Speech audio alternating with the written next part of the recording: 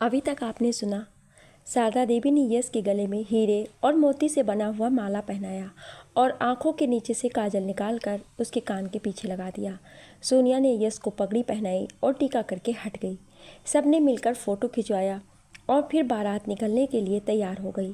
महावीर सिंह ने उज्जैन से दिल्ली जाने के लिए एक फ़्लाइट ही बुक कर ली थी। सभी बाराती गाड़ियों में बैठने लगे। यश के साथ कार में काव्या, नीतू, अमन और चीनू बैठे हुए थे। पहिए के नीचे सुलोचना जी ने नारियल रखा।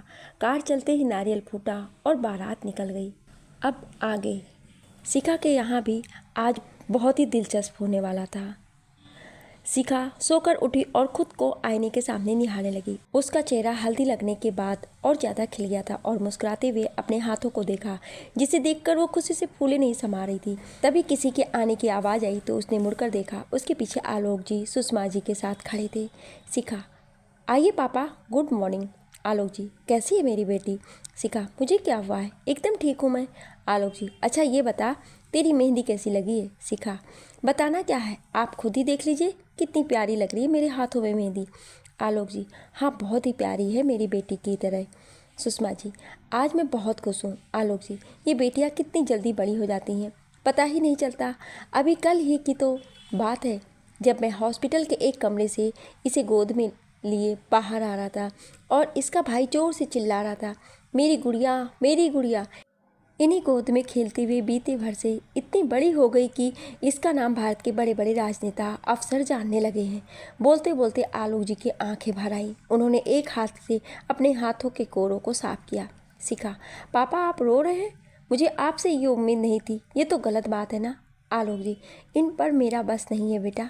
भैया, अब आप बिना बच्चों की तरह बातें कर रहे हैं। खुशी के दिन आप रो रहे हैं? आलोक जी, ये खुशी के आंसू हैं बहना। सुषमा जी, चलिए अब आप नीचे, नहीं तो इसे भी रुला देंगे आप। आज के दिन दुल्हन का रोना शुभ नहीं होता है। आलोक जी और सुषमा जी दोनों चले गए। उनके जाने के बाद शिखा बाथरूम में गई, वहाँ से नहा धो करके बाहर आई और थोड़ी देर बाद वो नीचे चली गई, जहाँ वंदना वीर को अपनी मेहंदी दिखा रही थी। वंदना, ये देखो, इतना गहरा रंग तो मैं जब ऐसे लगाती हूँ तभी हो जाता है। तुम्हारे प्यार का फिर क्या फ़ायदा जो मेहंदी ही रंग ना लाए। वीर, पागल वागल हो क्या? कुछ तुम, अब मेहंदी की जितनी लिमिट होगी उतनी ही ना रंग लाएगी। अब वो कोई इंक तो है नहीं कि एकदम डार्क होगी। वरना पता था मुझे ऐसा ही कुछ बोलोगे तुम। काजल, तुम वीर से क्यों लड़ रही हो? बात तो सही कह रहा है, मेरी भी मेहंदी ज़्यादा गहरी नहीं हुई है। वरना मतलब ऋतिक भैया भी बेवफा इनकी तरह है। ऋतिक ने आंखें बड़ी करके हैरानी से वंदना की तरफ देखा तो काजल भी मुस्कुराने लगी। काजल, मुझे भी कुछ ऐसा ही लग रहा है, लड़कों की नज़र एक जगह थोड़ी ही नहीं टिकती है। रश्मि, मुझे भी कुछ ऐसा ही लग रहा है। भाभी, ये लड़के ज़रूर कुछ ना कुछ गड़बड़ करते हैं। मुझे तो लगता है इन लड़कों का प्यार आधा बटा हुआ होता है, आधा इस तरफ आधा उस तरफ। अब वहाँ पर आकर कुर्सी पर बैठते हुए, और कुछ बहाना ढूंढ लो। ये सब कहने वाली बातें हैं कि मेहंदी जितनी रंग लाएगी उतना ज़्यादा प्यार उसका पति उससे करता होगा। पति की प्यार दिल में होता है, मेहंदी के रंग में नहीं। अभय की बात सुनकर सभी चुप हो गई। बात तो उसने ठीक ही कहा था, पर लोग ज़्यादा कहाई बातों पर यकीन करते हैं। शिखा जब वहाँ पर आई तो रश्मि और वंदना उसके पास गई। रश्मि, जरा अपनी प्यारी बहना के हाथ की मेहंदी तो देख लूँ मैं, कैसी रंग लाई है। शिखा हाथों को छुपाने लगी, पर वंदना और रश्मि ने उसका हाथ पकड़कर देखा। वंदना, वाओ, कितनी डार्क कलर है आपकी मेहंदी का। मैम, ये सर तो आपको बहुत ही प्यार करते हैं। सभी आकर शिखा के हाथों की मेहंदी देखने लगे। उसकी मेहंदी वहाँ पर मौजूद सभी से ज़्यादा गहरी थी। काजल, सच में ही दामाद जी तो शिखा को बहुत ही ज़्यादा प्यार करते हैं। शिखा, ये सब कहने वाली बातें होती है, मेरे हाथों में मेहंदी का रंग हमेशा से ही ऐसा ही आता है। अंजना जी वहाँ पर आते हुए, तुम सभी यहाँ इकट्ठे होकर मीटिंग कर रहे हो, ये जानते हुए भी कि आज कितना काम है घर पर। काजल, मैंने और वंदना ने सुबह उठकर आधे से ज़्यादा काम ख़त्म कर दिया है मामी जी, और बाकी का काम भी अभी ख़त्म कर देंगे, आप बिल्कुल चिंता मत करो। अंजना जी, ऋतिक इधर आओ जरा। ऋतिक, हाँ मामी जी। अंजना जी, तुम वीर को लेकर जाओ और होटल में देखो क्या हो रहा है, किसी चीज़ की कमी हो तो फ़ौरन उसकी पूर्ति करवाओ। मुझे तो चिंता हो रही, इतना बड़ा खानदान है और उनके स्वागत में जरा भी कमी रह गई तो क्या कहेंगे वो लोग। रश्मि, आप चिंता क्यों कर रही हैं मामी, सब कुछ बिल्कुल ठीक से होगा, बस दिल से बोलिए राधे राधे। सुमन जी, आप बिल्कुल भी चिंता मत करिए भाभी, कोई कुछ नहीं कहेगा। वे सभी जानते हैं हम लोग मिडिल क्लास फैमिली से हैं, राजा महाराजाओं की फैमिली से नहीं है। वीर, ऋतिक और अभय होटल चले गए और काजल, रश्मि, अंजना जी के साथ पूजा की तैयारी में लग गई। घर पर मेहमानों की भीड़ जमा होने लगी थी, इसलिए शिखा अपने कमरे में चली गई। हाथों में मेहंदी लगाई है तेरे नाम की साजन, कब से इंतज़ार कर रही हूँ, आजा डोली लेके मेरे आंगन। 4 बज चुके थे। घर में सभी पूजा संपन्न हो चुकी थी और घर के सभी लोग होटल पहुंच गए थे। होटल के रिजॉर्ट में ही बाकी कार्य होने थे। शिखा को तैयार करने के लिए पार्लर वाली आ चुकी थी, पर शिखा को उस वक्त घर की सभी औरतें नहला रही थीं। शिखा के नहाने के बाद ब्यूटिशियन उसे तैयार करने के लिए उसके रूम में चली गई। शाम के 7 बज गए थे और घर की सभी औरतें भी खुद को तैयार करने में जुटी हुई थी। निम्मी ने ब्लैक रंग का लहंगा पहना हुआ था, जिस पर वो कमाल की लग रही थी। उसे बारात के साथ साथ किसी और का भी इंतज़ार था और वो उसका इंतज़ार भी कर रही थी। वंदना ने हरे रंग की साड़ी पहनी हुई थी और उस साड़ी में वो बहुत ही सुंदर लग रही थी। वीर तो बार बार उससे मिलने के बहाने ढूंढ रहा था, पर वो भी बार बार उससे बचे जा रही थी। इधर ऋतिक और अभय अपने अपने चांद के टुकड़ों को देखने के लिए तरस रहे थे, पर वो दोनों भी शिखा का मेकअप करवाने में पूरी सहायता कर रही थी। विराज जी आलोक जी के साथ बैठकर बातें कर रहे थे और ऋतिक, अभय और वो तीनों ही मेहमानों के आवभगत में लगे हुए थे। बाहर से शोर सुनाई दिया तो सब घर के सभी बच्चे बाहर की तरफ दौड़ लगाते हुए पहुंच गए। सामने का नज़ारा देखकर सबके होश उड़ गए। बाहर से बैंड बाजे की आवाज़ सुनकर अंदर मेकअप रूम में बैठी शिखा की धड़कनें तेज़ हो गईं। काजल, हाय क्या सीन होगा बाहर का, मैं तो जा रही हूँ देखने बाहर, जरा मैं भी तो देखूँ कैसे लग रहे हैं दामाद जी। रश्मि, धड़कनें बढ़ रही हैं, वो करीब आ रहा है, खुश नसीबी बन के मेरे वो करीब आ रहा है। सच में शिखा, ऐसा ही है ना कुछ। शिखा ने कुछ नहीं कहा और उसने सिर झुका लिया। काजल, चल देखते हैं कैसी बारात लेकर आए हैं दूल्हे राजा। काजल और रश्मि ने शिखा को वहीं बिठाकर रूम के बालकनी पर गईं, जहाँ से सामने का गेट दिखाई दे रहा था। पूरे होटल में चारों तरफ लाइट लगी हुई थी और लाइट का फोकस सीधे बारात पर थी। बारात के आगे यश के परिवार वाले नाच रहे थे और तरह तरह के हजारों बैंड वाले अपनी धुन में गीत और संगीत का अनोखा प्रदर्शन कर रहे थे। सबकी धुन एक साथ मिल रही थी और धुन में गाना बज रहा था। आगे बाराती, पीछे बैंड बाजा, आए दूल्हे राजा, गोरी खोल दरवाजा। बारात के बीचों बीच यश 5 घोड़ों वाले रथ पर बैठा हुआ था। उसके साथ चीनू और अमन बैठे हुए थे। रथ के दाएं और बाएं 2-2 हाथी खड़े थे, जिन्हें बहुत ही सुंदर तरह से सजाया गया था। हाथियों के ऊपर बैठे लोग पुष्प वर्षा कर रहे थे। सबके बीच में बैठा यश ऐसे लग रहा था जैसे तारों के बीच में चंद्रमा। दिलावर सिंह और महावीर सिंह दोनों ही नोट की गड्डियां अंधाधुंध उड़ाए जा रहे थे। काजल, वाओ, आज से पहले मैंने कभी ऐसी बारात नहीं देखी। रश्मि, अरे शाही परिवार जो ठहरा और जीजा जी शिखा से कितना प्यार करते हैं, वो तो आप जानती हैं ना भाभी। काजल और रश्मि ने मुड़कर देखा तो शिखा भी उनके पीछे चुपके से खड़ी होकर अपने होने वाले साजन को देख रही थी। रश्मि, अरे तू कब आई यहाँ पर, अगर किसी ने तुझे देख लिया तो क्या कहेंगे। शिखा ने चाहते हुए भी अंदर चली गई और बेड पर बैठ गई। अंश, काव्या, नीतू, शशांक और अच्छे रिश्तेदारों के साथ कूद कूद कर नाच रहे थे और शिखा के घर वाले उन्हें अंदर आने का इंतजार कर रहे थे। निम्मी तो अंश को देख रही थी। उसने लाल रंग की शेरवानी पहन रखी थी, जिसमें वो काफ़ी हैंडसम लग रहा था। महावीर सिंह ने सबको रुकने का इशारा किया तो सभी बाराती रुक गए। यश रथ से उतरा और खड़ा हो गया। राजन और शशांक दोनों उसके साथ आगे आगे चलने लगे। आलोक जी और विराज जी ने महावीर सिंह और दिलावर सिंह का माला पहनाकर स्वागत किया। आलोक जी हाथ जोड़ते हुए, आपका स्वागत है राजा साहब। महावीर सिंह ने आलोक जी का हाथ पकड़ लिया और बोले, संबंधी एक दूसरे के गले मिलते हैं, हाथ नहीं जोड़ते। बोलते हुए उन्होंने आलोक जी को गले लगा लिया। विराज जी, आने में कोई दिक्कत तो नहीं हुई आप लोगों को। दिलावर सिंह, अच्छे काम के लिए थोड़ी दिक्कत भी हो जाए तो क्या हो गया।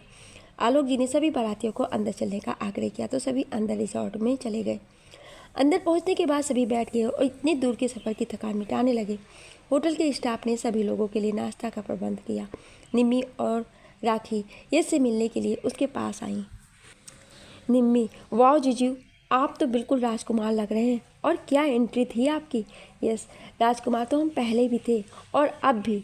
और रही बात एंट्री की तो क्या करें, तुम्हारी बहन भी तो कोई छोटी मोटी हस्ती तो है नहीं, इसलिए उन्हें ले जाने के लिए इतनी फौज लेकर आनी पड़ी।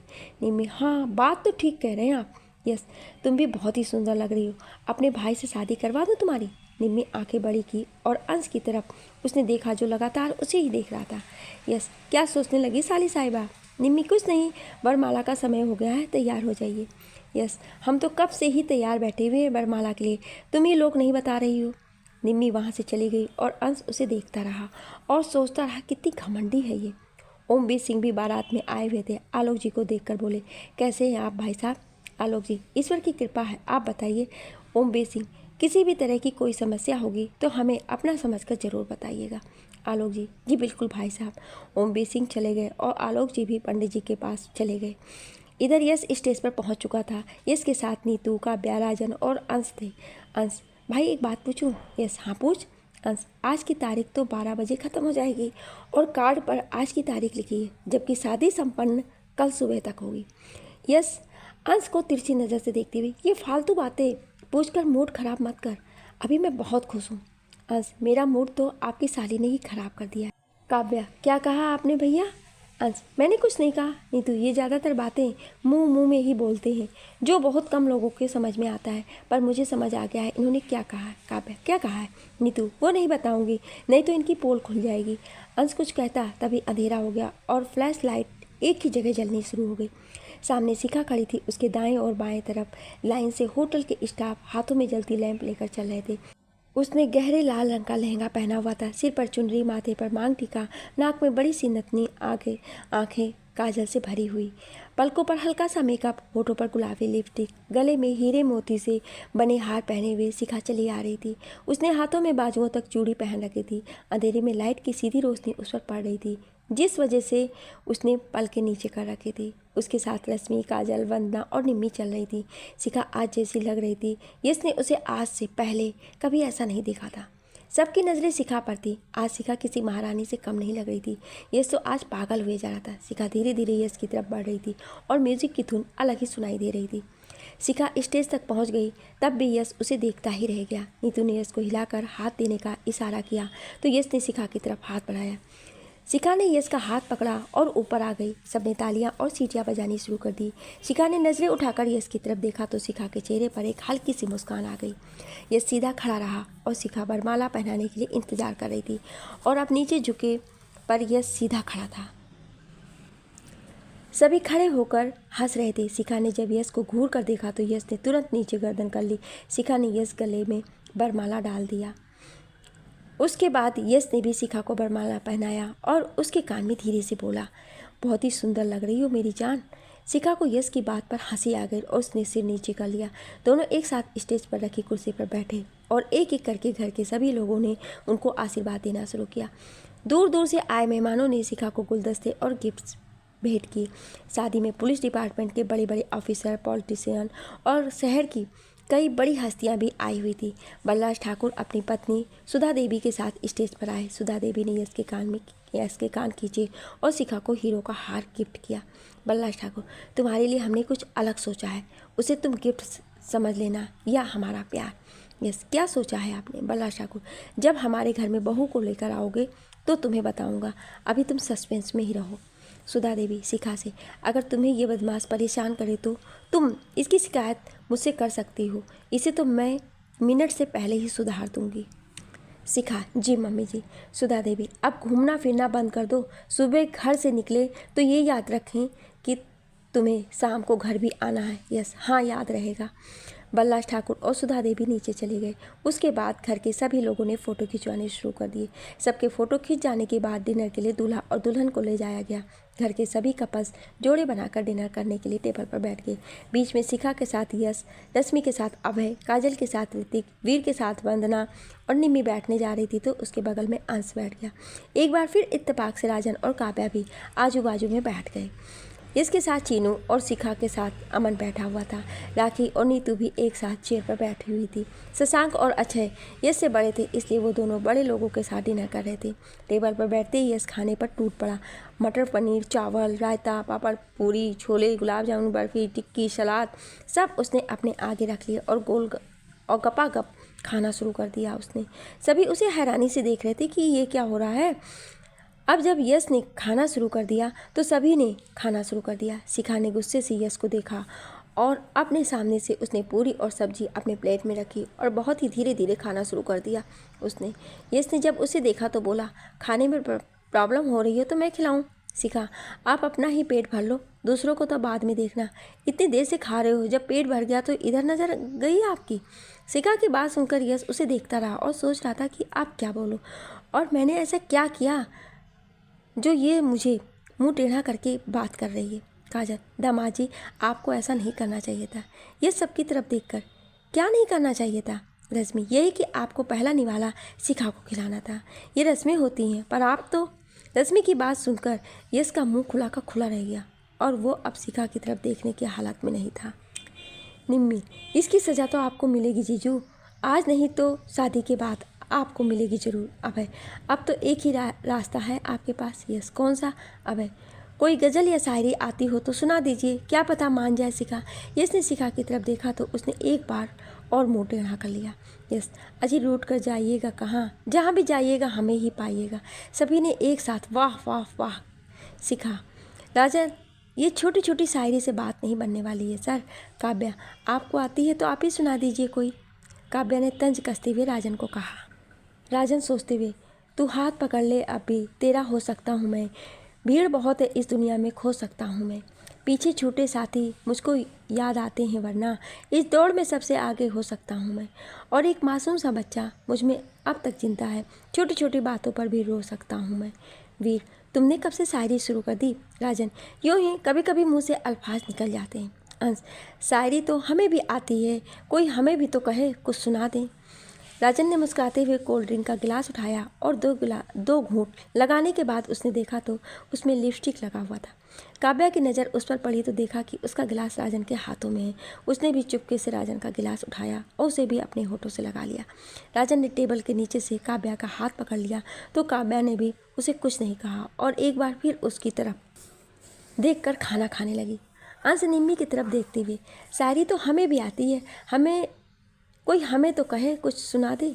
शिखा, आती है तो अपने भाई को सिखाओ, कॉपी करना आता है उन्हें बस। शिखा ने यश की तरफ अपनी बड़ी बड़ी आंखें दिखाई और फिर उसने भी खाना शुरू कर दिया। अंश ने सोचा थोड़ा मस्ती कर लूँ। निम्मी के साथ उसने अपने पैर जूते से बाहर निकाले और निम्मी के पैर पर लगाया।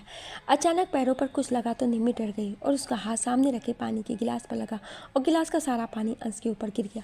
अंश का दाव उसी पर उल्टा पड़ गया और वो निम्मी को किसी मजबूर इंसान की तरह देख रहा था जिसके हाथ में लोटा भी था पर लोटे में छेन था। काजल, क्या हुआ और ये क्या किया तुमने? अंश के कपड़ों पर सारा गिलास गिरा दिया तुमने। रश्मि, तेरा ध्यान कहाँ रहता है, हमेशा उटपटांग हरकतें करती रहती है। निम्मी, सॉरी, वो कोई चीज़ मेरे पैरों को छूकर निकल गई, शायद कोई चूहा होगा।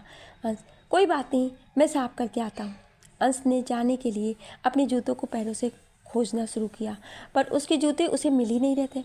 अंश ने अपने पैरों को चारों तरफ घुमाया पर उसके जूते उसे मिल ही नहीं रहे थे। अमन, अरे चाचू, आप जा क्यों नहीं रहे हैं?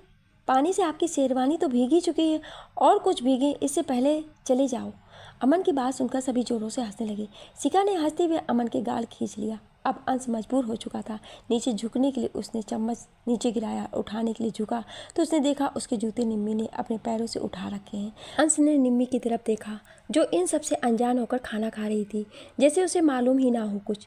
अंश खुद से, इसे तो देख लूँगा मैं बाद में। उसने अपने जूते उठाए और खड़ा हो गया। निम्मी, आप तो चम्मच उठाने के लिए झुके थे ना, चम्मच तो आपने उठाई ही नहीं। निम्मी ने अंश की हालत पर तंज कसते हुए कहा। अंश ने भी आंखों में गुस्सा भर के चेहरे पर मुस्कान लाया और झुककर चम्मच उठाकर चला गया। खाना खाने के बाद सभी वहाँ से चले गए। शिखा भी यश को आंखें दिखाती हुई चली गई और यश किसी बेचारे की तरह उसे जाता देखता रहा।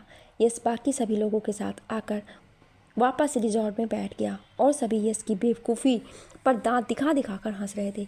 महावीर सिंह और दिलावर सिंह की जब ये बात पता चली तो उन लोगों ने भी सिर पकड़ लिया। शशांक, भाई इतनी ही भूख लगी थी तो घर से कुछ खाकर चलना था ना, वहाँ मम्मी पूछ रही थी, पर तू तो बस हो गया कहे जा रहा है। अच्छा, भाई को ये डर था कि अगर इनके खाने में ज़्यादा देरी हो गई तो बारात लेट पहुँचेगी, इसलिए इन्होंने जल्दी जल्दी खाना खा लिया। नीतू, भैया को जब भाभी ने खाते हुए देखा ना तो उनका चेहरा देखने लायक था। गुस्से से वो लाल पीली हो रही थी। सभी यश का मजाक उड़ा रहे थे और यश उन सभी को देख रहा था। आखिर कहता भी क्या, गलती उसी की ही थी। थोड़ी देर बाद ऋतिक आया और यश के साथ सबको मंडप में चलने को कहा। उसके बाद सभी मंडप में पहुंचे। यश पंडित जी के पास बैठा। पंडित जी ने शिखा को बुलाने के लिए कहा। वंदना और काजल के साथ शिखा आई। उसके बाद आलोक जी और अंजना जी ने कन्यादान किया। उनके कन्यादान करने के बाद विराज जी और सुषमा जी ने भी शिखा का कन्यादान किया। अंश की नज़र यश के जूतों पर थी। वो जानता था कि निम्मी जूते चुराने जरूर आएगी और इस बार उसे सबक जरूर सिखाऊंगा। अंश अमन के साथ बैठा हुआ जूतों की रखवाली कर रहा था। ये बात रश्मि और निम्मी भी जानती थी। निम्मी अंश के बगल में आकर बैठ गई और जूस पीने लगी। अंश उसे देख रहा था कि ये यहाँ जूते चुराने ही आई है और कोई ना कोई बहाना जरूर ढूंढ रही है जूते चुराने का। निम्मी, आप अच्छे लग रहे हैं आज। अंश, वो तो मैं हमेशा ही लगता हूँ, आप बताइए अपनी। निम्मी, मैं क्या बताऊँ। अंश, यही कि कॉलेज में तुम्हारा कोई बॉयफ्रेंड नहीं है और ना ही कोई लड़का तुम्हारे हॉस्टल के आगे पीछे चक्कर काटता है। फिर क्या वजह थी इनकार करने की। निम्मी, वजह कुछ नहीं है, बस ऐसे ही। अंश निम्मी की तरफ देखते हुए, क्या ऐसे ही। निम्मी, अभी आकर बताती हूँ। निम्मी वहाँ से उठकर चली गई और उसके जाने के बाद अंश ने जूतों की तरफ देखा तो जूते वहाँ से गायब थे। अंश, बातों ही बातों में टोपी पहनाई गई और हमने पहन भी लिया। चालाक लोमड़ी, देख लूँगा इसे। कन्यादान के बाद फेरे शुरू हुए। यश ने शिखा का हाथ पकड़कर सभी फेरे पूरे किए। बाकी रस्मों के लिए यश और शिखा को अंदर लेकर चले गए। अंदर सभी रस्म खत्म होते होते आसमान में सूरज दिखाई दे चुका था। रात का अंधेरा खत्म हो चुका था और यश और शिखा की एक नई जिंदगी की शुरुआत हो चुकी थी। विवाह संपन्न हो चुका था और यश शिखा को कुर्सी पर बैठाया गया था। सभी लड़कियों ने यश को घेर रखा था और नेक के लिए बोली लगा रही थी। निम्मी, जहाँ तक आपकी सभी सालियों ने विचार विमर्श किया है उसका ये परिणाम निकलता है कि आपको 50,000 की मामूली राशि देने के बाद आपको अपने जूते मिल जाएंगे। यस, गरीब पर थोड़ी रहम करो माय लॉर्ड, इतनी तनख्वाह तो मेरी नहीं है, मैं तो एक मामूली सा सरकारी मुलाजिम हूँ, थोड़ा रहम करिए। शिखा आराम से, चुपचाप दे दो, बेइज्जती मत करवाओ यहाँ पर सबके बीच में। यस, वो अपना पर्स मैं घर भूल गया हूँ। शिखा, तुम्हारे पर्स में 50,000 थे। यस, कुछ तो बहाना करना ही पड़ेगा ना। रश्मि, इसमें शिखा आपकी बिल्कुल मदद नहीं करने वाली है, ये तो आपको ही देने होंगे। अंश, जूते दो, पैसे लो। यस, अंश को देखकर, लगता है मेरे शेर ने इनके पास से जूते गायब कर दिए हैं, अब थोड़े ही दूंगा मैं पैसे। अंश ने शिखा की तरफ हंसते हुए देखा। निम्मी अंश को देखकर, इसने उस फिल्म की तरह सच में ही जूते गायब कर दिए हैं या झूठ बोल रहा है। बगल में खड़ी लड़की बोली, नहीं दीदी, जूते तो मेरे हाथों में हैं, ऐसे कैसे गायब हो जाएंगे। निम्मी ने सामने जूते कर दिए और यश की तरफ नोट देने का इशारा किया। यश अंश की तरफ देखकर, क्या यार तू भी। शिखा, लड़के कितनी ही मेहनत कर ले पर रहेंगे लड़कियों से पीछे ही। यस, ऐसा कुछ नहीं है, हम लड़के लड़कियों को जीतने का मौका दे देते हैं जिससे लड़कियों का मुंह ना बने। रश्मि, लड़कियों को कमज़ोर मत समझना, हमेशा आप लोगों से 4 कदम आगे ही रहेंगी। अबे तुम शांत रहो, अभी इस पर बहस करने का समय नहीं है कि कौन आगे है कौन पीछे। रश्मि, आप कहना क्या चाहते हैं। अबे मैं क्या कहना चाहता हूँ। रश्मि, पता चल गया। अंश, क्या। काजल, यही कि अब साबित करके दिखाना ही होगा कि इन लोगों की कि हम लड़कियां किसी से कम नहीं हैं बल्कि ज़्यादा ही हैं। घर के सभी बड़े उन लोगों को बहस करता देख रहे थे और सोच रहे थे कि किसकी तरफ से बोले। आलोक, बात को यहीं पर विराम देते हैं और ये कोई समय नहीं है इन बातों पर बहस करने का। महावीर सिंह, हमारी बेटियां भी बेटों से कम नहीं हैं बल्कि ज़्यादा ही हैं। ये बात तो श्री कृष्ण भगवान ने भी कहा है, एक नारी ही है जो अपने सामर्थ्य से समस्त ब्रह्मांड को चला सकती है। दिलावर सिंह ने यश के हाथों में पैसे दिए जिसे यश ने निम्मी के हाथों में दे दिए। निम्मी, वो तो मैं ऐसे ही कह रही थी, ये पैसे आप ही रखिए, हमें तो बस आप दोनों खुश चाहिए हमेशा। यस, ये नेक होता है, लेना तो पड़ेगा ही तुम्हें। निम्मी, ऐसा है तो ठीक है। निम्मी ने उसमें से 500 के 2 नोट निकाले और बाकी सब यश को वापस कर दिए। अब विदाई का समय नज़दीक आ गया था। शिखा का सभी सामान जब पैक हो रहा था तभी अंजना जी और आलोक जी की आंखें भर आई थी। आलोक जी शिखा के पास गए जो बैठी हुई थी। अपने पापा को देखकर उसकी आंखें भर आई थी। शिखा रोते हुए, पापा, हमेशा लड़कियों को ही क्यों हमेशा कुर्बानी देनी पड़ती है, पहले घर की फिर अपने आज़ादी की। आलोक जी, अगर लड़कियां कुर्बानी ना दें बेटा तो इस पृथ्वी पर जीवन का अंत हो जाएगा। आलोक जी, चलो बेटी, सब इंतज़ार कर रहे हैं। शिखा उठी और आलोक जी के साथ चल दी। उसके आंखों से आंसू गिरने लगे। उसने आलोक जी को पकड़ लिया और रोने लगी। शिखा को रोता देख आलोक जी भी खुद को नहीं रोक पाए और वो भी रोने लगे। रूम के बाहर सभी इंतजार कर रहे थे कि आलोक जी शिखा को लेकर आ रहे हैं। सुषमा जी ने अंदर जाकर देखा तो आलोक जी और शिखा एक दूसरे को पकड़कर रोए जा रहे थे। उन्हें यूँ रोता देखकर सुषमा जी की भी आंखें भर आईं और भर्राए हुए गले से बोली, भैया बाहर सभी इंतजार कर रहे हैं। सुषमा जी और आलोक जी के साथ शिखा को ले आईं, जो उन्हें पकड़ पकड़ कर चल रही थी और रोए जा रही थी। बाहर संगीत वाले संगीत बजा रहे थे, जिसमें उनका दुख साफ नजर आ रहा था कि वो कहना क्या चाहते हैं। अंजना जी का भी बुरा हाल था। वो भी चेयर पर बैठकर रो रही थी। शिखा उनके पास आई और उनकी गोद में सर रखकर बैठ गई। म्यूजिक वालों ने भी अपनी धुन को गाने में बदल दिया था, जिसमें एक बहुत ही इमोशनल गाना बज रहा था। मैया तेरे आंचल की मैं हूँ एक गुड़िया रे, तूने मुझे जन्म दिया, तेरा घर क्यों बेगाना है। अंजना जी ने उसके माथे को चूमा और उसका सिर सहलाती रही। निम्मी, रश्मि, काजल सबकी आंखें भर आई थीं। काजल ने शिखा को उठाया। ऋतिक, सब इंतजार कर रहे हैं, शिखा चलो। शिखा, करने दो, मैं नहीं जाने वाली कहीं। ऋतिक, चलना तो पड़ेगा ही ना बेटा। ऋतिक ने शिखा को उठाया और अपने साथ लेकर चलने लगा। शिखा को ऋतिक, काजल, रश्मि तीनों कार के पास ले गई। कार में बैठने से पहले शिखा ने निम्मी को गले लगाया और उसके आंसू पोंछे। शिखा, मम्मी पापा का ख्याल रखना अब तेरी जिम्मेदारी है। मैं तो अब पराए घर की तो हो गई हूँ, अब तुझे ही सब कुछ देखना है। अब बड़ी हो गई है तू, बच्चों वाली हरकतें छोड़ देना अब और रोना बंद कर। मुझे भी रोना आ रहा है। निम्मी, मैं कहाँ रो रही हूँ, मेरे आंसू खुद ही निकल रहे हैं बार बार। शिखा ने जाते समय एक बार फिर सबको गले लगाया और कार में बैठ गई। कार चल दी। बाहर खड़े आलोक जी, अंजना जी की आंखों से एक बार फिर आंसुओं की बारिश होने लगी। शिखा ने रोते हुए यश के कंधों पर अपना सिर रख दिया और आंखें बंद कर ली। यश, जितना रोना है रो लीजिए बेगम साहिबा, आज के बाद आपकी आंखों में कभी आंसू नहीं आने दूंगा मैं। शिखा, जानती हूँ। यश, जानती हो तो क्यों रो रही हो। यश ने शिखा के गालों पर किस किया और उसे अपने गले लगा लिया। वो माँ बाप बहुत ही किस्मत वाले होते हैं जिन्हें कन्यादान करने का मौका मिलता है। बेटियां भाग्य से नहीं, सौभाग्य से होती हैं। उज्जैन, पूरी हवेली को फूलों से सजाया गया था। दरवाजों पर बैंड बाजे वाले खड़े थे। कितनी ही औरतें बैठकर स्वागत गीत गा रही थी। दूर दूर से मेहमान हवेली पर आए हुए थे। पूरी हवेली खचाखच मेहमानों और बच्चों से भरी हुई थी। तरह तरह के पकवान बनाए जा रहे थे। शारदा देवी और सुलोचना जी पूजा की तैयारियों में लगी हुई थी। सोनिया और सीमा भी पूजा में उनका हाथ बटा रही थी। दरवाजे पर बैंड बजने की आवाज़ आने लगी। इसका संकेत ये था कि बारात आ गई। चमचमाती हुई शाही कार सबसे पहले आकर रुकी। 10 मिनट तक बैंड बजता ही रहा। अंदर से पूजा की तैयारी करके शारदा देवी, सुलोचना जी और अपनी दोनों बहुओं के साथ आ रही थी। कार का दरवाज़ा खोलकर शिखा के पैरों के नीचे पीतल की थाली रखी गई और फिर शिखा को उतरने के लिए कहा गया। शिखा ने सैंडल उतारा और थाली पर खड़ी हो गई, पर थाली ज़्यादा बड़ी नहीं थी, इसलिए शिखा गिरने को हुई तो यश ने उसका कंधा पकड़ा और उसे संभाल लिया। ये देखकर दोनों भाभियों ने मुस्कुराते हुए एक दूसरे को देखा। सुलोचना जी ने शिखा का घूंघट उठाया। सुलोचना जी, बिल्कुल चांद का टुकड़ा लग रही है मेरी बहू।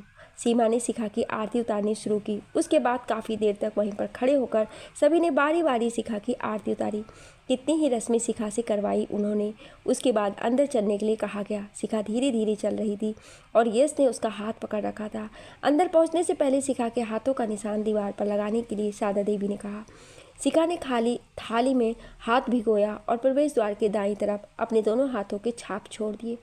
शिखा को अंदर चलने के लिए शारदा देवी ने कहा, पर उससे पहले नीतू और काव्या सामने आकर खड़ी हो गईं। यस, क्या हुआ, सामने से हटो दोनों। काव्या, ऐसे कैसे, आपको अंदर जाने दे भैया, पहले हमारा नेक तो लाइए। नीतू, जी हाँ। यस ने अपनी माँ की तरफ देखा तो वो बोली, ये नेक होता है बहनों का, जब घर में नई भाभी आती हैं तो भाई को खुशी खुशी देना होता है। यस, मैं जानता था, इसीलिए तुम दोनों के लिए गिफ्ट मैंने पहले ही तुम्हारे कमरों में रखवा दिए। नीतू, क्या सच में। दोनों अपने अपने रूम में चली गईं। उसके बाद दरवाजे पर सीमा ने चावल से भरा लोटा रखा, जिसे शिखा ने दाएं पैर से गिराकर दाएं पैर से से अंदर प्रवेश किया। अंदर पहुंचने के बाद शिखा और यश दोनों को मंदिर में बिठाकर उनसे पूजा करवाया। शारदा देवी ने पूजा के बाद सभी देवी देवताओं का दोनों ने आशीर्वाद लिया। शिखा को एक कमरे में सोनिया और सीमा लेकर चली गई और बिठा दिया। सुलोचना जी एक थाली में खाने का सामान लेकर आई। शिखा को भूख तो लग गई थी, इतनी सारी रस्में जो करवाई गई थी उससे।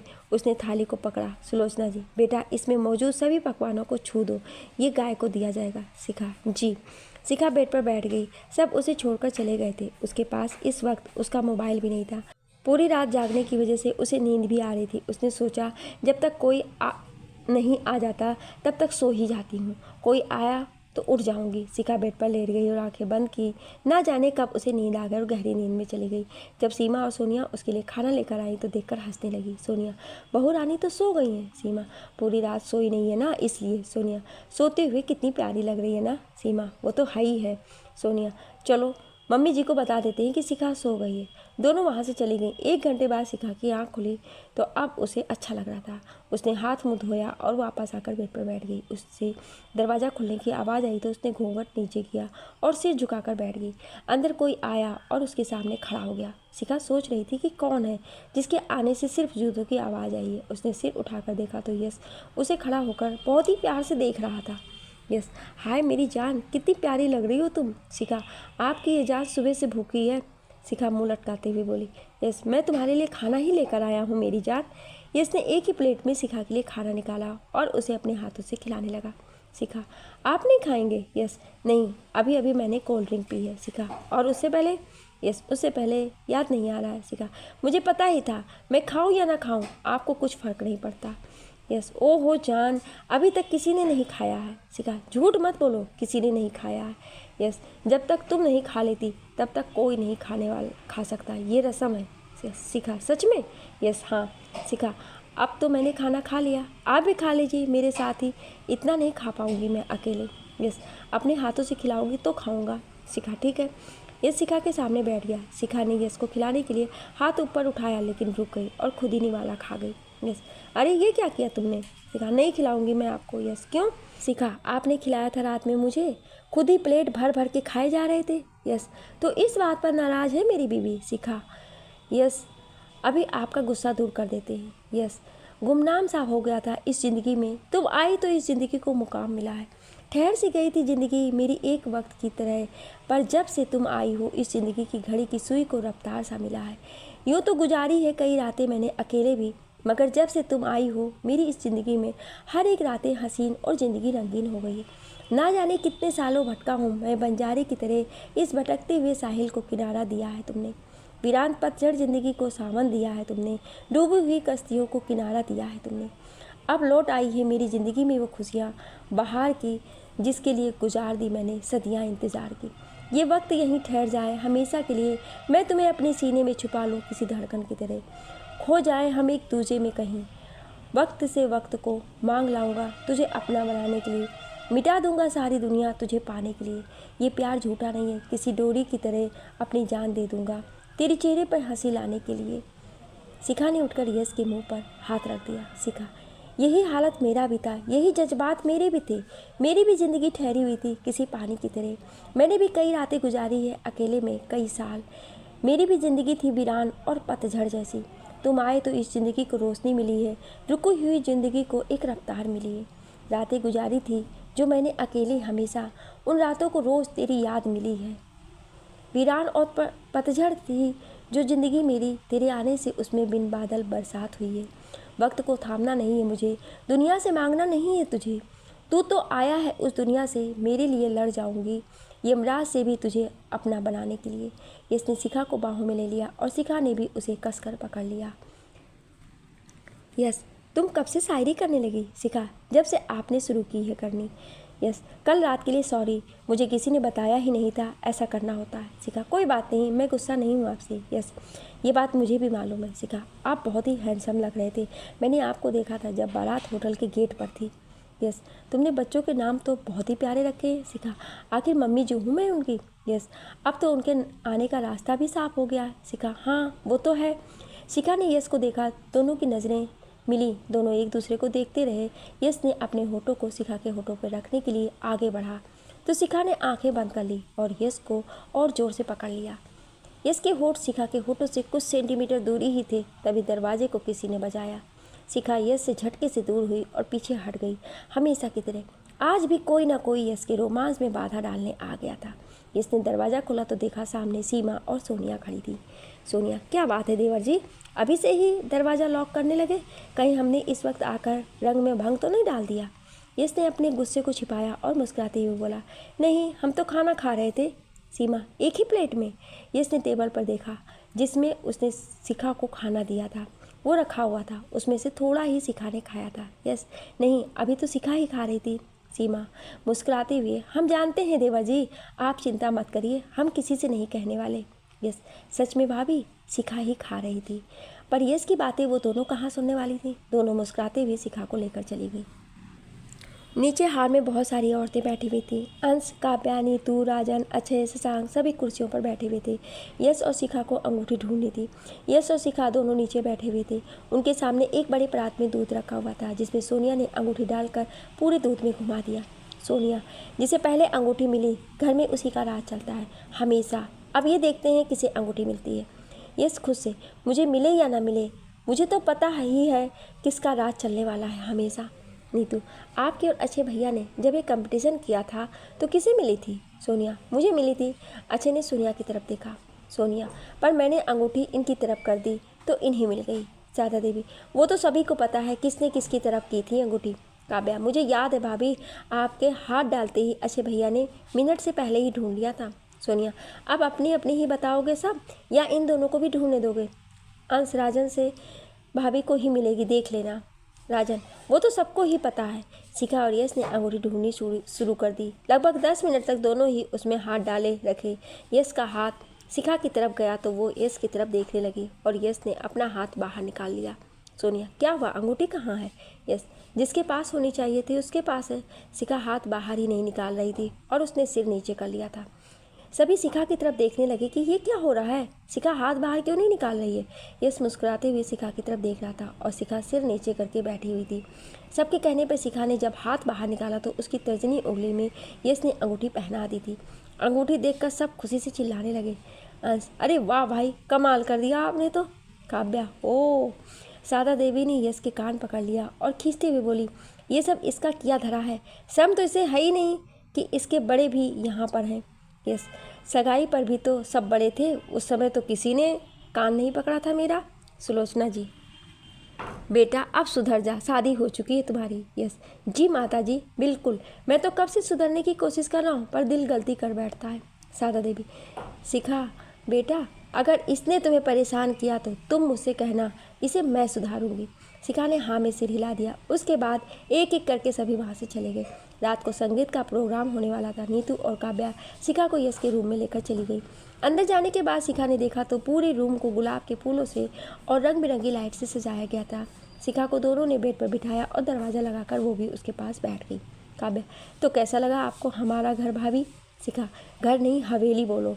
काव्या, जो भी आप समझो, कैसा लगा आपको? शिखा, बहुत ही बढ़िया। नीतू, और हवेली की सजावट? शिखा, वो भी बढ़िया लगा। काव्या, और घर के लोग? शिखा, वो भी। नीतू, पृथ्वी भैया को आपने जब पहली बार देखा था तो कैसी फीलिंग आई थी? शिखा, कैसी भी नहीं, मुझे तो शुरुआत में आपके भैया बहुत ही कार्टून टाइप के लगे। काव्या, वो कैसे? शिखा, जब मैंने उन्हें देखा था ना तो वो सड़क किनारे बस का इंतजार कर रहे थे और टाई गर्दन से नीचे लटकी हुई थी, शर्ट बाहर, बाजुओं को ऊपर चढ़ाए हुए वो अपने बगल में खड़े पिल्ले से बात कर रहे थे। नीतू, आज रात संगीत में आपको डांस करना है भाभी। शिखा, ना बाबा ना, सबके सामने मैं और डांस बिल्कुल नहीं करने वाली। काव्या, जेंट्स कोई नहीं होगा, सिर्फ लेडीज़ होंगी। शिखा, मुझे डांस नहीं आता, हाँ अगर बंदूक चलाना है तो बता देना, उसमें तो मैं एक्सपर्ट हूँ। नीतू, ओहो भाभी आप बिना। काव्या, भाभी आप आराम करिए, रात के लिए तैयार रहिएगा। शिखा, हाँ। उन दोनों के जाने के बाद शिखा ने अपना फ़ोन उठाया। उसने रश्मि के पास कॉल किया। रश्मि, हाँ बेबी कैसी हो? सुना है बहुत ही ज़ोरों शोरों से स्वागत हुआ है तुम्हारा उज्जैन में। शिखा, तुझे कैसे पता? रश्मि, तेरी स्वागत की पूरी वीडियो हम सभी देख चुके हैं। शिखा, मम्मी पापा कैसे हैं, रो तो नहीं रहे थे ना? रश्मि, मामा और मामी तो बहुत खुश हैं, बस थोड़ी देर तक वो लोग रो रहे थे, पर जब उन्हें वहाँ का लाइव टेलीकास्ट दिखाया तो वो लोग बहुत ही ज़्यादा खुश हो गए। शिखा, और निम्मी? रश्मि वो तो सबसे खुश थी तुझे और दामाद जी को देखकर। शिखा ठीक है, मैं तुझे बाद में कॉल करती हूँ। रश्मि क्या हुआ, तेरे वो आ गए हैं क्या कमरे में? शिखा ऐसा कुछ नहीं है, बाय। शिखा ने फ़ोन रखा, अपनी आंखों के किनारे पर आए आंसुओं को साफ किया और अपने पूरे परिवार की तस्वीर देखने लगी। नीचे हॉल में सभी यश की शादी की बातें कर रहे थे। डाइनिंग टेबल पर यश खुद ही खाना खाता रहा। वो बात नीतू और काव्या ने जब सबको बताया तो सभी लोट पोट कर हंस रहे थे और यश का मजाक उड़ा रहे थे। यश मुंह लटकाए सभी को हंसता हुआ देख रहा था। सीमा इसमें आपकी गलती नहीं है देवर जी, ये तो हमारी गलती है जो हमने आपको इस बारे में नहीं बताया। सोनिया कोई बात नहीं, अब तो शादी भी हो गई है। अंश मैं तो ये सोच रहा था कि भाभी इनके बारे में क्या सोच रही होंगी कि घर से कुछ खाकर ही नहीं आए थे जो इतनी फुर्सत से यहाँ पर खा रहे हैं। शारदा देवी कोई बात नहीं, उसे इसका पता नहीं था। सभी बातों में मगन थे और काव्या की आंखें किसी और को ही तलाश रही थी। वो उठी और बाहर आई। काफ़ी देर तक इधर उधर घूमने के बाद उसे राजन बगीचे में बैठा हुआ दिखा।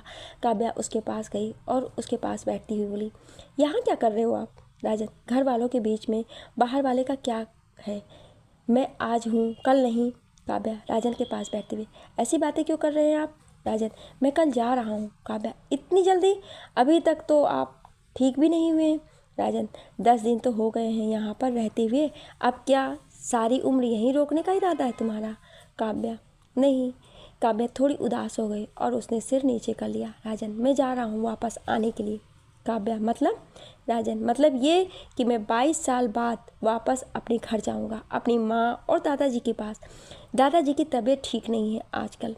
काव्या तो कब जा रहे हैं आप? राजन कल सुबह। काव्या आपने वापस आने वाली बात क्यों कही? राजन इस बार अपनी फैमिली को लेकर आऊँगा तुम्हारे घर, तुम्हारा हाथ मांगने। काव्या खुश हो गई और भागती हुई आकर राजन के गले लग गई। राजन ने भी उसे अपनी बाहों में भर लिया। रात को खाना खाने के बाद सभी औरतें एक साथ संगीत के लिए बैठ गईं। शिखा सीमा और सोनिया के साथ बैठी हुई थी। माइक एक एक औरत के हाथों में दिया जा रहा था और वो औरत गाना गा रही थी। रात के 12 बजे संगीत खत्म हुआ। शिखा बहुत थक गई थी। सीमा उसे उसके रूम तक छोड़ने गई और उसके हाथों में दूध का गिलास देते हुए बोली, जाइए देवर जी आपका इंतज़ार कर रहे होंगे। शिखा ने हाँ में सिर हिलाया और अंदर आते हुए सोच रही थी कि रात के 12 बज रहे हैं, वो तो सो चुके होंगे। पर जैसे ही वो अंदर पहुंची तो देखा यश बेड पर लेटा हुआ था और उसे देखकर मुस्कुरा रहा था। शिखा ने दूध का गिलास टेबल पर रखा और बोली, आप सोई नहीं अभी तक? यश उठकर आते हुए, ऐसे कैसे, आज की रात का इंतज़ार तो मैं पीछे 1 साल से कर रहा हूँ। शिखा इंतज़ार तो अभी आपको और करना होगा, मुझे नींद आ रही है, हटिए मुझे सोने दीजिए। यस अरे भूल गई क्या, आज हमारी फर्स्ट नाइट है। शिखा हाँ तो? यस तो क्या जानती नहीं हो कुछ? शिखा नहीं। यस ठीक है, नहीं जानती हो तो मैं बता देता हूँ। यस ने शिखा को कसकर पकड़ा और बेड पर धक्का दे दिया। शिखा बेड पर गिर गई। यस ने अपना कुर्ता उतारा और बेड पर आकर शिखा को पकड़ते हुए, इससे पहले ही शिखा बेड से हट गई और जल्दी से दरवाजे के पास पहुँच गई। यस अरे मेरी जान, आज तो हम तुम्हें छोड़ने वाले नहीं हैं, चाहे कितना ही खुद को बचा लो। यस बेड से कूदकर डायरेक्ट शिखा के पास पहुंचा। शिखा ने फुर्ती से दरवाज़ा खोला और यश को बाहर धक्का दे दिया। यश बाहर किसी चद्दर की तरह फैल गया। उसने लेटे हुए ही शिखा की तरफ देखा तो शिखा उसे हाथों से बाय का इशारा कर रही थी। यश झटके से उठा और अंदर घुसने के लिए भागा। शिखा ने दरवाज़ा बंद कर दिया और यश दरवाजे से टकरा गया। यश अरे ये क्या बात हुई, दरवाज़ा खोलो। शिखा वो तो अब नहीं खुलेगा। यस तो मैं सोऊंगा कहाँ? शिखा आपकी हवेली है, कहीं भी सो जाइए। यस कोई बात नहीं, दूध पीना है मुझे, दरवाज़ा खोलो। शिखा दूध मैं पी लूँगी, सुना है हल्दी वाला दूध सेहत के लिए बहुत ही फ़ायदेमंद होता है। यस चप्पल तो लेने दो मुझे। शिखा ज़रूरत क्या है, बाहर मेरी एक चप्पल है, उसे पहन लीजिए आज रात के लिए। यस ये तो लेडीज़ है। शिखा तो आपको कहाँ जाना है अब रात को? यस देख लूँगा, तुम्हें भाव बहुत खा रही हो तुम। शिखा ठीक है, गुड नाइट, सुबह मिलते हैं। यस ये गुड वाली नाइट रखो अपने पास, जा रहा हूँ मैं। शिखा ठीक है जाओ। यस सच में जा रहा हूँ मैं। शिखा तो जाओ ना, रोका किसने है? यस ने बाहर पड़ी चप्पल पहनी जो छोटी भी थी और चल दिया। तभी दरवाज़ा खुला। यस वापस भागकर अंदर आने के लिए आया। तभी उसके मुंह पर उसका कुर्ता आकर लगा। उसने कुर्ता हटाया और सामने देखा तो दरवाज़ा बंद हो चुका था। यस का मूड खराब हो चुका था। उसने अपना कुर्ता वापस पहना और गेस्ट रूम की तरफ चल दिया। यस सीढ़ियों से नीचे उतर रहा था, तभी उसे अंश मिल गया। अंश अरे भाई आप यहाँ क्या कर रहे हैं? यस कुछ नहीं, वो कॉफ़ी बनाने जा रहा हूँ। अंश कॉफ़ी कौन पिएगा आप रात को? यस मैं पीऊँगा। अंश, काफ़ी पीने से नींद नहीं आती है, जानते हो ना? यस, हाँ वो भी बहुत ही अच्छे से। अंश, तो क्या पूरी रात जागने का इरादा है? अंश, वो भाई तू जाकर अपना काम कर, बेवजह मेरा दिमाग मत चाट। अंश हंसते हुए चला गया और यश उसे गुस्से से देखता रहा। यश दिल के अरमा आंसुओं में बह गए। गेस्ट रूम में जाकर वो सो गया। इधर शिखा भी हल्दी वाला दूध पीकर सो गई। सपने में भी उसे यश ही नजर आ रहा था, उसे बार बार परेशान करता हुआ। कितनी बार तो उसे लगा कि वो उसके बगल में लेटा है और उसे बार बार छेड़ रहा था। अगली सुबह शिखा की रसोई थी, इसलिए वो जल्दी उठ गई और नहाने के बाद आकर अपने बाल बना रही थी तो किसी ने दरवाज़ा खटखटाया। शिखा ने दरवाज़ा खोला तो देखा यश मुँह लटकाए खड़ा था और गुस्से से उसे देख रहा था। उसे देखकर शिखा को हंसी आ गई। यश उसे देखकर कुछ नहीं बोला और आकर बेड पर लेट गया। शिखा आईने के सामने खड़ी होकर बाल बना रही थी और यश उसे बेड पर लेटे देख रहा था। शिखा ने ब्लू कलर की नेट वाली साड़ी पहन रखी थी जिसमें वो बहुत ही खूबसूरत लग रही थी। उसने बालों की चोटी बना रखी तो किसी नागिन की तरह उसकी कमर तक आ रही थी। शिखा तैयार होकर यश के पास आई तो यश ने करवट बदल ली और सोने का नाटक करने लगा। शिखा वहीं खड़ी हो गई और यश को देखने लगी। उसी समय दरवाजे पर काव्या आई शिखा को बुलाने के लिए। काव्या, गुड मॉर्निंग भाभी। शिखा, गुड मॉर्निंग। काव्या, वाओ भाभी आप तो कमाल की लग रही हो। शिखा, थैंक्स। काव्या, चलो नीचे मम्मी आपको बुला रही हैं। शिखा, ठीक है। शिखा काव्या के साथ बाहर आ गई और फिर अचानक रुक गई। शिखा 1 सेकंड में आई। शिखा अंदर गई और देखा तो यश अभी भी लेटा हुआ था। शिखा ने उसके माथे पर किस किया और बोली, सॉरी जान, रात के लिए जानती हूँ आपको बुरा लग रहा होगा, पर मैं अभी तैयार नहीं हूँ इन सब के लिए। शिखा ने यश के बालों पर हाथ फेरा और चली गई। उसके जाते ही यश ने आंखें खोल ली। तो रात भी तो बता सकती थी, यूं कमरे से बाहर निकालने का क्या ड्रामा था। शिखा नीचे मंदिर में पहुंची। उसने पूजा किया और सभी घर के बड़े लोगों का आशीर्वाद लिया। उसके बाद शारदा देवी उसे रसोई में लेकर चली गई। शारदा देवी, आज तुम्हारी पहली रसोई है बेटा, तुम्हें खाना बनाना तो आता ही है ना? शिखा, जी हाँ मम्मी जी। शारदा देवी, तो बेटा छोले मटर पनीर पूरी और मीठे में खीर बना लेना। तुम्हारी मदद के लिए बिमला तुम्हारे साथ रहेगी। शारदा देवी, बना तो लोगी ना तुम ये सब? शिखा, जी हाँ। शिखा घर की नौकरानी बिमला के साथ खाना बनाने लगी। उसने सब्जी में जब तड़का दिया तो खुशबू पूरे हॉल में फैल गई। 8 बजे के करीब यश तैयार होकर किचन में आया। उसने शिखा की तरफ देखे बिना ही फ्रिज से बॉटल निकाला और गिलास में पानी डालने लगा। शिखा ने उसके सामने से गिलास उठा लिया और बोली, सुबह सुबह ताज़ा पानी पीना चाहिए। यश बाहर जाने लगा तो शिखा ने उसका हाथ पकड़ लिया। शिखा, यूँ नाराज़गी अच्छी नहीं साहब, कॉफ़ी पियेंगे? यश फिर से कुछ नहीं बोला और बैठ गया। शिखा यश के लिए कॉफ़ी बनाने लगी। पूड़ियाँ तलने के बाद बिमला बाहर चली गई और शिखा ने यश को कॉफ़ी बना कर दिया। यश ने फूंक मारकर एक घूंट पी। शिखा, कैसी बनी है? यश, फीकी है। शिखा ने यश के गालों पर किस किया। शिखा, अब? यश, थोड़ी मीठी हुई है। शिखा ने फिर से यश के गालों पर किस कर लिया। शिखा, अब? यश, अभी भी कुछ कमी है। शिखा, ठीक है, वो भी दूर कर देते हैं। शिखा ने यश को धक्का देकर कुर्सी पर बिठाया और खुद उसके गोद में बैठ गई। उसके चेहरे के करीब पहुंचकर बोली, उसके नाक से अपने नाक को छुआ। कोई आने लगा तो शिखा उठकर बैठ गई। यश भी उठकर खड़ा हो गया। अंदर नीतू आई थी। नीतू, भाभी बहुत ही अच्छी खुशबू आ रही है, क्या बना रही हो आप? शिखा, बना नहीं रही हूँ, बन गया है। शिखा की नज़र यश के गाल पर पड़ी तो उसके गालों पर 2-2 जगह लिपस्टिक के निशान थे। शिखा, आपके गाल पर लिपस्टिक लग गई है। यश ने नीतू के देखने से पहले अपने हाथ गाल पर रख दिए। नीतू, कॉफ़ी किसकी है ये? शिखा, ये कॉफ़ी मैंने तुम्हारे भैया के लिए बनाई थी। नीतू, अब मैं पीऊँगी। नीतू ने उठाकर एक घूंट पिया और वापस कप को नीचे रखती हुई बोली, ओ भाभी, इसमें तो बिल्कुल भी चीनी नहीं है। शिखा ने यश की तरफ देखा तो यश मुस्कुरा रहा था। सुलोचना जी अंदर आई और शिखा की तरफ देखकर बोली, सब कुछ तैयार हो गया बेटा? शिखा, जी हाँ, सब कुछ तैयार हो गया है।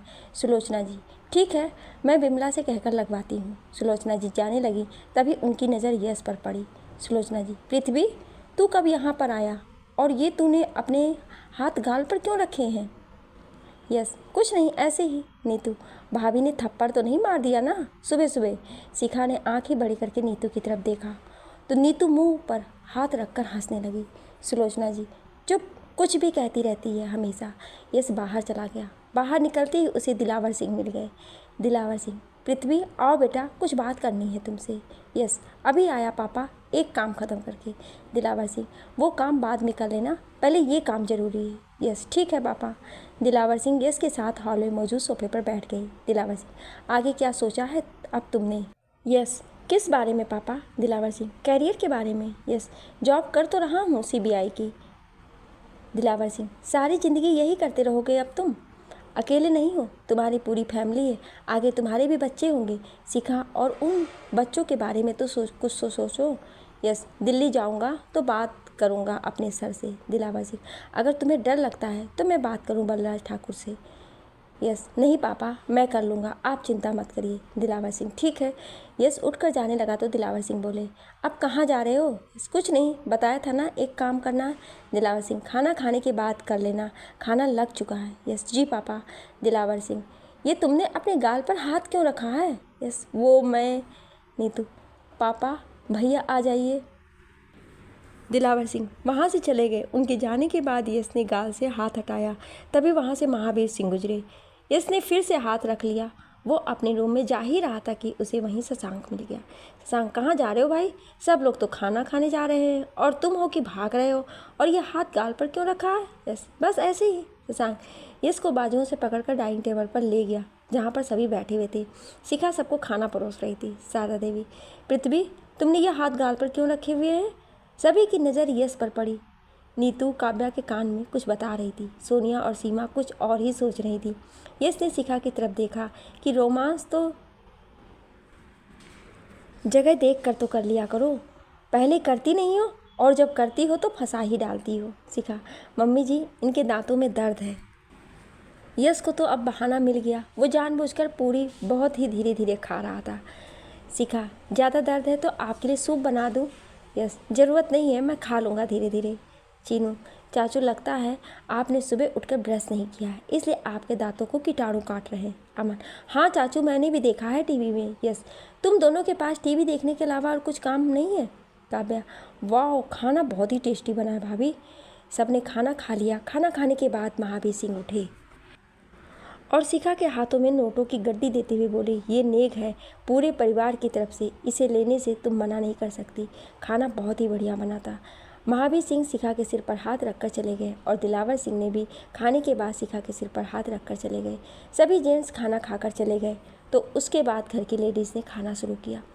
यश अभी भी धीरे धीरे खा रहा था। उसके बगल में शिखा बैठकर खाने लगी।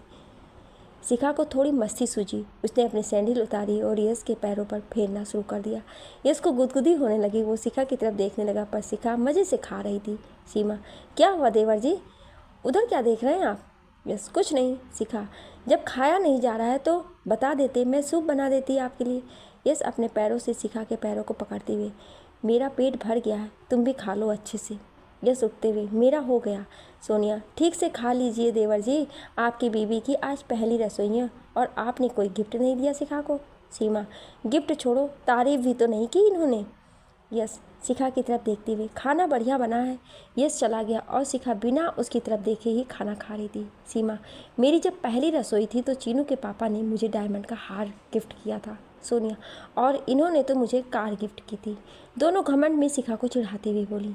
शिखा, गिफ्ट मायने नहीं रखता, वो कहें या ना कहें, उनके चेहरे की मुस्कान देखकर मैं समझ जाती हूँ कि वो कहना क्या चाहते हैं। ऐसे भी मैं उन्हें ही अपना सबसे बड़ा गिफ्ट मानती हूँ। जब सारी दुनिया मेरे खिलाफ थी तो सिर्फ एक ही वही थे जिन्होंने कभी भी मेरा हाथ नहीं छोड़ा। उनके लिए तो मैं 1000 करोड़ों की दौलत भी छोड़ दूँगी, एक बार नहीं, वो भी 100 बार। शिखा उठकर चली गई और वो दोनों का मुंह लटक सा गया। शिखा अपने रूम में पहुंची जहां यश उसका इंतजार कर रहा था। शिखा के आते ही यश ने उसे खींचकर अपनी बाहों में भर लिया और उसे पकड़े हुए ही बेड पर गिर गया। शिखा, ये क्या कर रहे हो? बेड टूट गया तो?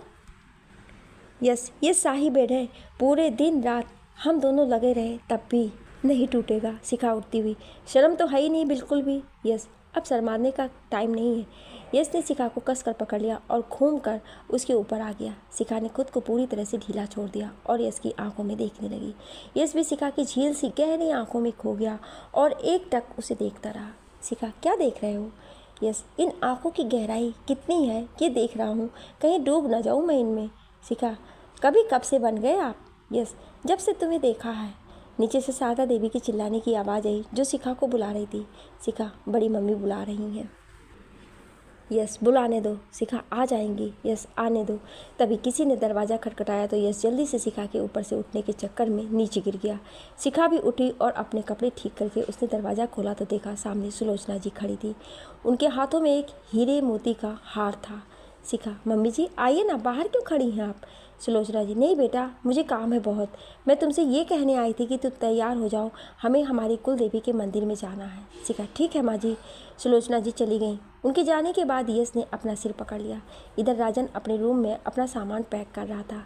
सामान पैक होते ही वो नीचे आया। नीचे हॉल में सभी बैठे हुए थे। महावीर सिंह, ये तुम सुबह सुबह बैग लेकर कहाँ जा रहे हो बेटा? राजन, आप लोगों के साथ इतने दिन था, बहुत अच्छा लगा। ऐसा लगा कि मैं अपने ही घर में हूँ, लेकिन अब मुझे जाना है सर।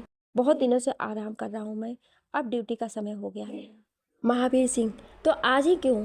तुम कल भी तो जा सकते हो। राजन, नहीं सर, मुझे जाना होगा। मेरे दादाजी की तबीयत ठीक नहीं है और अपने जीवन के अंतिम दिन वो मेरे साथ बिताना चाहते हैं। सारा देवी, अगर मेरा बेटा ध्रुव अगर जिंदा होता तो वो तुम्हारे जैसा ही होता।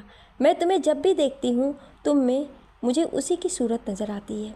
राजन, मुझे भी आप में अपनी माँ नज़र आती है जो अब इस दुनिया में नहीं है। सारा देवी, ऐसा नहीं कहते बेटा, तुम्हारी माँ हमेशा तुम्हारे दिल में रहती है, इसलिए कभी उदास ना हुआ करो। राजन, जी। राजन ने महावीर सिंह और दिलावर सिंह के पैरों को छुए। सारा देवी और सुलोचना जी ने अपने पैरों को छूने के बाद उसे आशीर्वाद दिया। यश ने राजन को गले लगा लिया। शशांक, अक्षय और अंश ने भी राजन को गले लगा लिया। यश, चलो मैं तुम्हें एयरपोर्ट पर छोड़ देता हूँ तुम्हें।